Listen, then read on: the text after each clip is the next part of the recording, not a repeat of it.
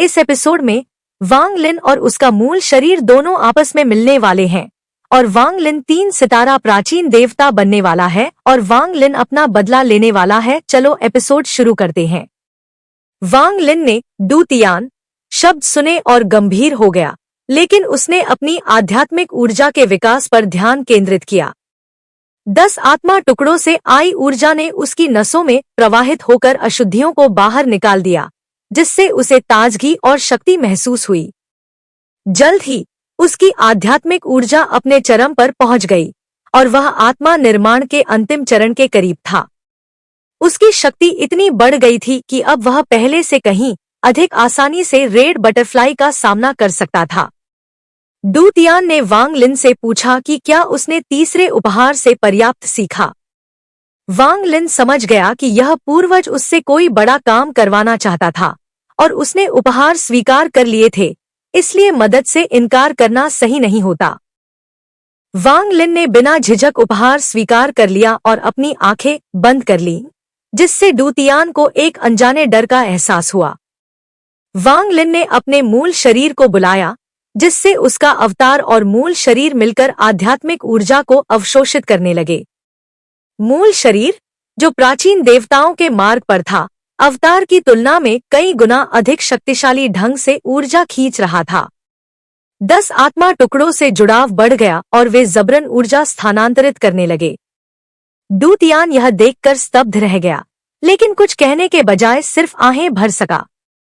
जल्द ही वांग लिन का मूल शरीर ऊर्जा से भर गया और उसके चारों ओर सुनहरी रेखाएं लिपटकर एक क्रिस्टल कोकून का निर्माण करने लगी। वांग लिन ध्यान से बाहर आया और अपनी आध्यात्मिक ऊर्जा को महसूस किया। डू तियान ने राहत की सांस ली और वांग लिन की ओर कड़वी मुस्कान के साथ देखा। वांग लिन का स्वभाव ऐसा था कि अगर कोई उसे नुकसान पहुंचाए तो वह उसका कई गुना बदला लेगा। डू तियान ने वांग लिन को 3 उपहार दिए थे और उसे ढूंढने की योजना पहले ही बना ली थी। उसने अफवाह फैलाई थी कि वांग लिन ने आत्मा शोधन संप्रदाय के एक आत्मा निर्माण साधक को मार डाला है, ताकि वह उस तक बिना संदेह उठाए पहुंच सके। इसके बाद डू तियान ने वांग लिन को बताया कि इस ग्रह पर केवल कुछ ही रैंक 5 साधना देश क्यों हैं। सुजाकू देश के आगमन के समय यहाँ 6 प्रमुख संप्रदाय थे, जिनके शिष्यों ने विभिन्न साधना देशों की स्थापना की। उन्हीं में से कुछ को रैंक 5 देश बनने की अनुमति मिली और आत्मा शोधन संप्रदाय उनमें से एक था। डू तियान वांग लिन को बताता है कि जब भी कोई रैंक 5 साधना वाला देश रैंक 6 बनने के करीब पहुंचता है, सुजाकू देश उसे रोक देता है। आत्मा शोधन संप्रदाय 3 बार रैंक 6 तक पहुंचने की कोशिश कर चुका था, लेकिन हर बार असफल रहा। डू तियान बताते हैं कि सुजाकू ग्रह पर आने के बाद उन्हें टैटू शक्ति का उपयोग करने वाली एक अन्य जाति से युद्ध करना पड़ा, जिससे सुजाकू देश कमजोर हो गया। इसके बाद सुजाकू ने सभी रैंक 5 साधना देशों को रैंक 6 बनने से रोकने का नियम बना दिया। जब वांग लिन पूछता है कि यह सब उससे कैसे जुड़ा है, तो डू तियान उसे बताता है कि वह 4 उम्मीदवारों में से एक है, जिसे युंके जी ने अगले सुजाकू बनने के लिए चुना है। वांग लिन को एहसास होता है कि युंके जी वही बूढ़ा आदमी है जिसने उसे पुआल की टोपी दी थी। डू तियान वांग लिन को अपने आत्मा शोधन संप्रदाय में शामिल होने और उसका उत्तराधिकारी बनने के लिए आमंत्रित करता है, ताकि वह इसे रैंक 6 साधना देश बना सके। वह बताता है कि उनके संप्रदाय के 36 पूर्वजों की आत्माएं आत्मा ध्वज में कैद हैं और वह 37वें उत्तराधिकारी हैं। डू तियान यह भी बताते हैं कि उनके वरिष्ठ प्रशिक्षु भाई की मृत्यु 2 साल पहले हो गई थी, लेकिन उसने अपनी दूरदर्शिता नामक डोमेन का उपयोग करके संप्रदाय के भविष्य का मार्ग खोजने की कोशिश की थी। दुर्भाग्य से वह असफल रहा और अपनी शेष 100 वर्षों की जीवन शक्ति खर्च करके मर गया। डू तियान का कहना है कि संयोग से उनके वरिष्ठ प्रशिक्षु भाई की मृत्यु के समय ही वांग लिन उनके संप्रदाय में आया, जिससे उसे विश्वास हो गया कि वांग लिन ही संप्रदाय को आगे ले जाने का सही व्यक्ति है। डू तियान, आत्मा शोधन संप्रदाय का एक वृद्ध विशेषज्ञ, अपनी जीवन सीमा समाप्त होने के कारण वांग लिन को आत्मा ध्वज सौंपने का निर्णय लेता है। वह मानता है कि आत्मा शोधन संप्रदाय का भविष्य अब वांग लिन पर निर्भर करता है। हालांकि वह केवल 10 वर्षों तक वांग लिन की रक्षा कर सकता है, जिसके बाद वांग लिन को अपनी राह खुद तय करनी होगी। डू तियान वांग लिन को आत्मा सीलिंग मैनुअल से भरा एक जेट सौंपता है और उसे संप्रदाय का मुख्य शिष्य घोषित करता है। फिर वह आत्मा ध्वज में अपनी आत्मा को समाहित करने के लिए साधना में चला जाता है। वांग लिन अपने कुछ व्यक्तिगत कार्यों को पूरा करने के लिए आत्मा शोधन संप्रदाय छोड़ देता है, यह वादा करते हुए कि वह वापस लौटेगा। वांग लिन को डू तियान की बातों पर भरोसा नहीं था, लेकिन उसने इस पर ज्यादा विचार नहीं किया। जब आत्मा ध्वज उसे मिलेगा, तब सच्चाई सामने आएगी। उसका असली मकसद ली युआनफेंग से बदला लेना था, जिसने 2 साल पहले उसकी हत्या की कोशिश की थी। अब जब उसकी साधना बहाल हो गई थी, तो वह ली युआनफेंग को खत्म करना चाहता था। 1 महीने बाद चू की एक घाटी में झोरू छोटे सफेद जानवर के साथ खेल रही थी, जबकि टाई यान साधना में लीन था। अचानक थंडर टोड ने बाहर किसी के आने का आभास किया। सफेद वस्त्र पहने वांग लिन घाटी में प्रवेश कर चुका था। झोरू खुशी से दौड़कर वांग लिन के पास गई, जबकि टाई यान ने सम्मानपूर्वक उसे प्रणाम किया। वांग लिन ने टाई यान को चू की राजधानी जाकर जीवन के अनुभव लेने की सलाह दी, जिससे वह 3 साल में आत्मा निर्माण चरण तक पहुंच सके। झोरू ने वांग लिन से वादा किया हुआ बड़ा बाघ मांगा। यह सुनकर लिटिल व्हाइट खुश हो गया, यह सोचकर कि शायद अब वह आजाद हो जाएगा और अपनी मादा बाघों से मिल सकेगा। बड़ा बाघ। वांग लिन ने अपनी नाक रगड़ी। वह वास्तव में इस बारे में भूल गया था। आखिरकार उसने इस यात्रा में बहुत कुछ अनुभव किया था। झोरू ने मुंह बनाते हुए कहा, चाचा, जब आप गए थे तो आपने कहा था कि आप भूलेंगे नहीं। लिटिल व्हाइट ने जब यह सुना तो उसकी आंखें काली हो गईं, क्योंकि उसकी सारी उम्मीदें और सपने गायब हो गए थे। वह चुपके से आहें भर रहा था और सोच रहा था कि उसकी जिंदगी इतनी यातनापूर्ण क्यों है। वांग लिन ने व्यंग्यपूर्वक मुस्कुराते हुए झोरू के सिर को सहलाया। सुनो, चाचा तुम्हें कहीं ले जाने आए हैं। मैं बाद में तुम्हारे लिए एक बड़ा बाघ पकड़ कर लाऊंगा। झोरू अभी बच्ची ही थी, इसलिए यह सुनकर वह तुरंत खुश हो गई और पूछा, हम कहाँ जा रहे हैं? अंकल, क्या आप मुझे कहीं खेलने ले जा रहे हैं? चाचा एक दोस्त ढूंढने जा रहे हैं। वांग लिन की आंखों में हत्या के इरादे का एक संकेत दिखाई दिया। लिटिल व्हाइट का दिल कांप उठा और उसकी उम्मीदें फिर से जाग उठीं, इस बार पिछली बार से भी ज्यादा। उसने सोचा कि अगर वे दोनों चले जाएं तो वह एक बार फिर आजाद हो जाएगा। यह सोचते सोचते वह फिर से उत्साहित हो गया। वांग लिन ने कहा, छोटी रू एर, पगोड़ा के अंदर जाओ। यह यात्रा बहुत लंबी होगी। पगोड़ा के अंदर रहने से तुम्हारी सुरक्षा सुनिश्चित होगी। अब ठीक हो जाओ। झोरू ने जल्दी से सिर हिलाया और उत्साहित भाव दिखाया। जैसे ही उसने सुना कि वह जा सकती है, वह बहुत खुश हो गई। छोटा सफेद, मेरे साथ आओ। लिटिल व्हाइट ने दुख से भरी एक दहाड़ लगाई, क्योंकि उसकी सारी उम्मीदें फिर से टूट गई थी।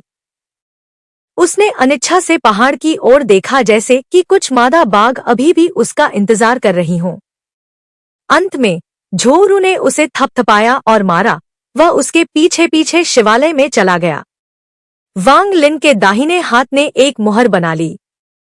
शिवालय जल्दी से सिकुड़ गया और उसने सावधानी से उसे हटा दिया। यह सब खत्म करने के बाद वांग लिन ने एक गहरी सांस ली और फिर उसने एक कदम आगे बढ़ाया।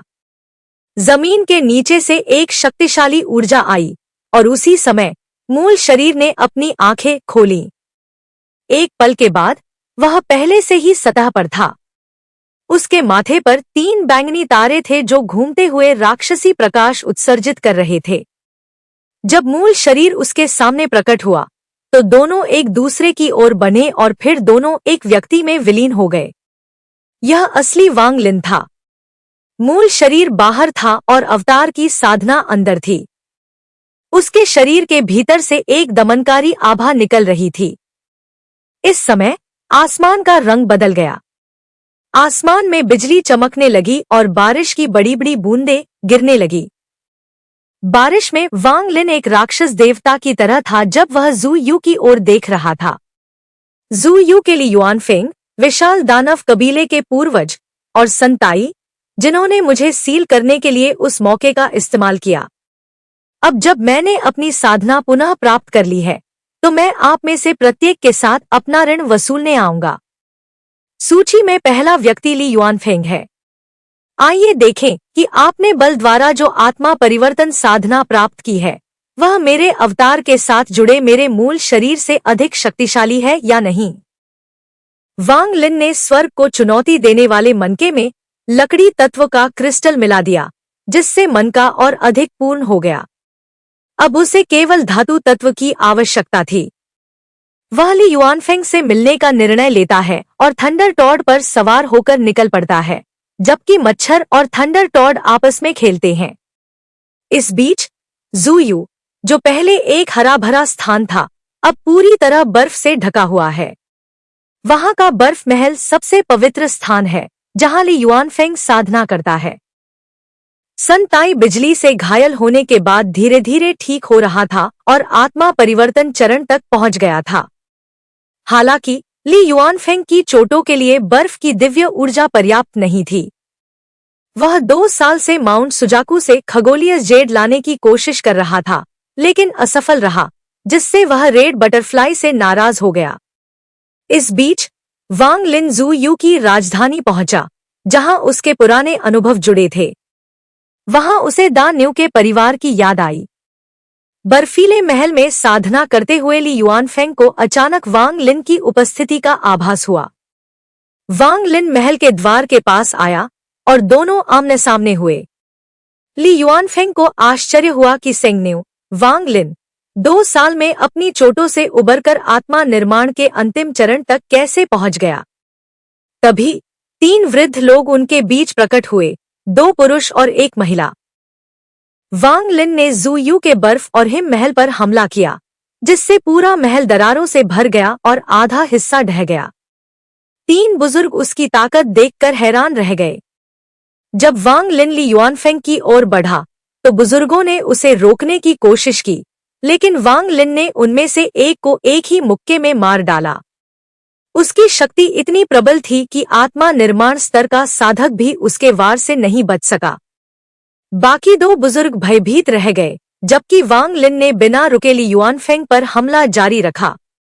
ली युआनफेंग ने बर्फ के ब्लॉकों से अपनी रक्षा करने की कोशिश की, लेकिन वांग लिन ने उन पर भी आक्रमण कर दिया। जू यू में वांग लिन और ली युआनफेंग के बीच भीषण लड़ाई छिड़ गई। ली युआनफेंग ने वांग लिन पर हमला किया, लेकिन वांग लिन की ताकत ने उसे पीछे हटने पर मजबूर कर दिया। इस संघर्ष ने पूरे क्षेत्र का ध्यान आकर्षित किया और 17 आत्मा निर्माण साधक महल की ओर बढ़ने लगे ताकि ली युआनफेंग की मदद कर सकें। लेकिन वांग लिन ने सिर्फ एक शब्द, भागो, कहा, जो इतनी ताकतवर गूंज में बदल गया कि आकाश और धरती हिल गए। इस शक्ति ने सभी आत्मा निर्माण साधकों को भयभीत कर दिया, जिससे वे पीछे हट गए।